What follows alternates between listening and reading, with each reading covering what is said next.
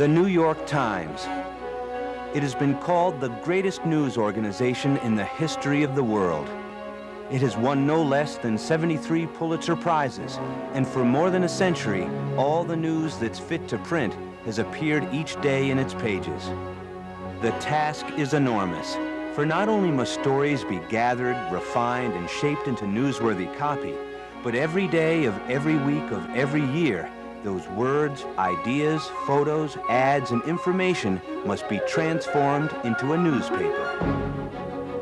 It is an awe-inspiring process, for in just a handful of hours, men and women working behind the scenes in massive printing plants, paper handlers, plate makers, pressmen, technicians, machinists, electricians, building engineers, mailers, deliverers, guild members, and control room operators, aided by some of the most advanced, state-of-the-art tools and equipment available, will use their considerable talents to transform millions of words and miles of newsprint into the world's most respected newspaper.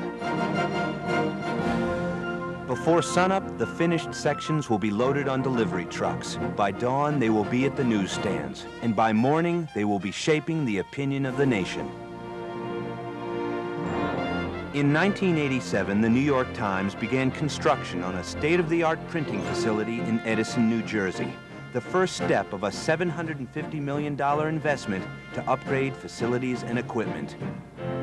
In 1994, an even more modern plant was begun in College Point, Queens, the final piece of this massive capital investment. By September of 1997, these two facilities will be operating at full capacity and will be printing all of the New York Times advanced product and the daily paper. The improvements they represent make possible a world of change, and here to tell you about it is the president of the New York Times newspaper, Ms. Janet Robinson. This is a copy of what our old travel section looked like when we were printing out of 43rd Street in Carlstadt. And thanks to Edison and College Point, this is what we're doing today. Quite a difference. Not since the 1970s, when the Daily changed from a 2- to 4-part paper, has the New York Times made such a broad and comprehensive redesign and transformation. It's this kind of attention to quality improvement that will enhance our customer base and preserve our reputation as the world's most exceptional newspaper. News is not news unless it's timely. College Point and Edison make it possible to push back the newspaper's closing time by 2.5 hours. An 11:30 close translates into all the things our readers want to see. Improved editorial, more up-to-the-minute late-breaking news stories, and late sports scores. In addition, the redesigned format will make for a friendlier, easier-to-read paper with at least 6 weekday sections. There will be color throughout, daily inserts, and fewer stories with jumps between sections. And we'll be offering increased zoning, which will enable our advertisers to target very specific areas. To accomplish this, all printing plant systems have to be streamlined and all production bottlenecks removed. When we built Edison, we attempted to give our employees the finest printing facility in the world.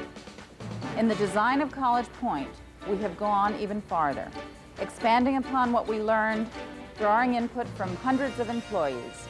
The result is the most modern, comfortable, and intelligently designed newspaper printing facility ever conceived. An enormous amount of thought, time, and effort have gone into the creation of this remarkable plant, and the results can be seen at every turn. In the towering press hall, with its massive windows, which bring natural light into many of the work areas. In the impressive open architecture, which does away with long institutional corridors, creating a sense of airiness. And in some of the most sophisticated and specialized robotic systems ever installed in a newspaper printing plant. To print more color and more sections, and to do it faster, cleaner, and with greater flexibility than ever before. This was the mandate for Edison and College Point, and these are some of the solutions that have emerged. An improved newsprint storage and retrieval system that allows paper handlers to know the precise location and characteristics of every reel in the facility. Vertical paper storage, single gripper conveyors, redesigned palletizers, a world-class computer system. And because color printing is so vital to the newspaper's success in this ultra-competitive marketplace, some of the most sophisticated presses in the industry, so precisely calibrated that pressmen can adjust color registration to tolerances 1/3 the diameter of a human hair. Color printing is both a science and an art, and those responsible for it deal in tiny increments.